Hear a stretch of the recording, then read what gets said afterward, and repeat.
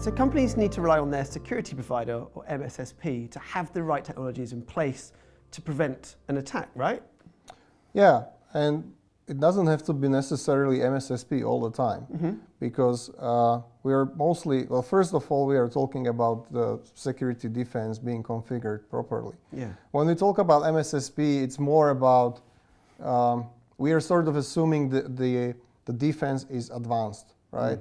There's, let's say, more complex products such as EDR or XDR, and usually it has this notion of 24/7 oversight.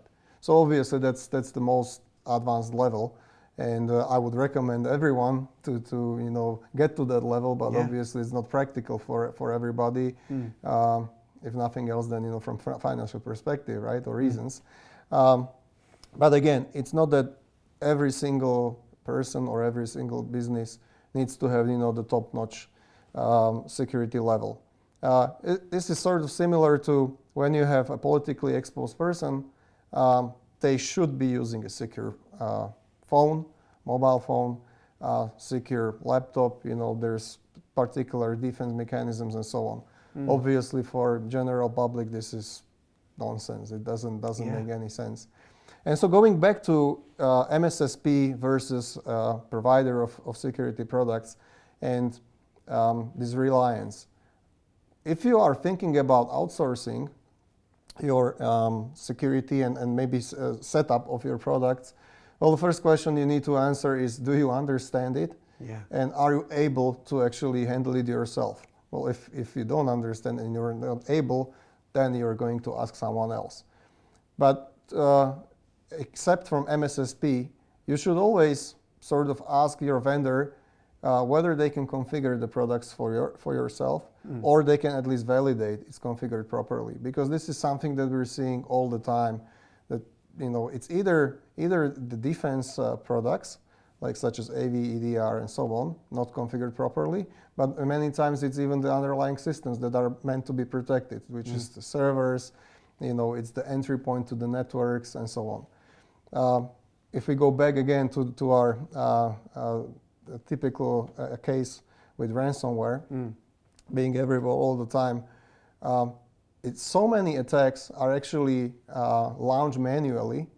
So it's not that something was sent to like through an email or something like this, and people got infected. Oftentimes, the attacker spends some time, hacks into the central server, domain controller, and then basically launched the attack. And we've seen it happening many times, being even deployed through GPO, through the policies. So it's like an administrator of the network, of course, the black hat, was administering the network, saying, you guys need to install these products on those machines. Well, as a matter of fact, those products were ransomware. Yeah. So with security providers and the MSSP model, is there something in there that companies want to shift the blame onto someone else? Maybe they want to stand back and argue that it's not their fault? Potentially, I could see it there. Maybe I would more see it in cyber insurance, right? Because that's when you say, well, I don't really care, I'm gonna get insured and things will be okay. But with MSSP, I wouldn't really say it's the same. With insurance, that would be the case. MSSP, I think when someone is willing to invest into an external provider that's going to basically take care of security, I think that in that case, this company realizes that there's a problem, and I'm willing to pay for the solution. But of course, again, it comes back down to money and working out that level, which can change over time. I think some companies may grow without realizing the speed of their growth and forgetting about the security angle and how they should grow with that.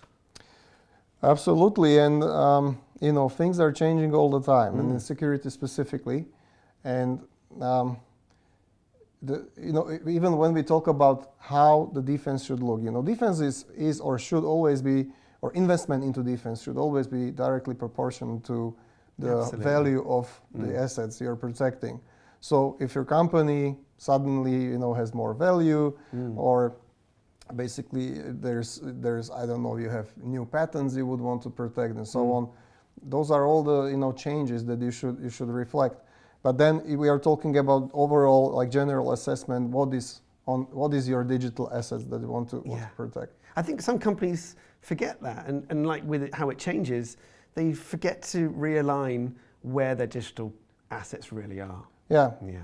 And this is also the part of the education. Yeah. Because, but again, in a company, let's say, in a more valuable company, you would expect there is at least several people who have IT security knowledge and would sort of push towards at least having some clear catalog of these items, and then thinking about how you can secure them. So again, if you go and try to think as the attacker, red teaming, right, in your own company.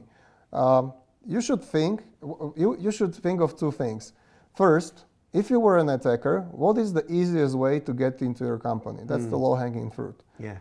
Anyone can do that. So that's your first exercise. And second is, what would be your main or most difficult thing to either fix or basically most valuable asset that if you lose it, you're basically done. So what's important and how easy you can get. These are your first two things that you need to think about, and then try to think, how can I secure them? Sometimes those just get overlooked, and then it can all completely go wrong. Yeah, and then we talk about some companies suddenly investing more in cybersecurity, and usually happening after a breach. Well, it's good that they invest at some point in time, but by this time they made some people or maybe investors quite unhappy. I think this is a great point. It's the how proactive are you or how reactive are you? I see so many businesses that are very reactive. We really want to change that into being far more proactive. But unfortunately, you might have the finance officer saying, whoa, let's not spend too much money, but we've got to balance what is possible. And I think it comes back down to, proactive against reactive, but there's got to be that. Right, and here now it sort of sounds like proactive is the right thing. And let's say the most important, if you do it, you're good. And reactive is sort of like this, let's say, a little bit worse option. The funny part here is even reactive is not what people do properly. And so I give you an example again, because we talk about MSSP, and then of course we should talk about the MSSP, like managed security services provider. It's important, the security part. These people know. They have intelligence, you can include threat intelligence and all that. All fine.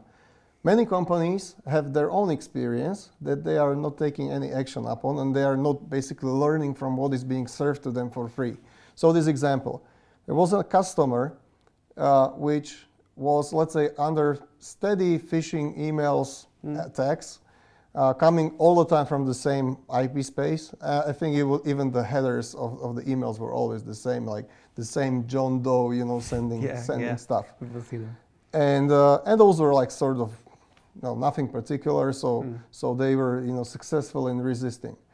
Okay, guess what? Later on, right from the same source, they got a 0-day and they got compromised. Right. Now my question is, why didn't you do anything about the fact that there is clearly an actor which doesn't even bother to sort of mask himself or somehow fake or generate identities? It's coming from a bad space, and you have someone happily clicked, and that's about learning, and that's about this response, because you didn't do anything even in the response phase or sort of training your defense. 100%. I think we forget about the lazy attacker because we're maybe always thinking about these sophisticated actors. But of course, the lazy attacker, like you say with your example there, just kept on sending, persistently trying to get through, and it only has to get through once, right? Yeah, indeed. And as a matter of fact, since this attacker actually had at certain point in time a 0-day in possession, it probably was not like an unsophisticated attacker, lazy, well, to what extent, hard to say. But I absolutely agree, because people sort of like go after hot news and sort of look for cool stuff on the news, and a large company was breached and a dam was hacked or something like that, and they feel like, well, these are the big things that are happening, and suddenly you forget that you can be a victim of something totally basic.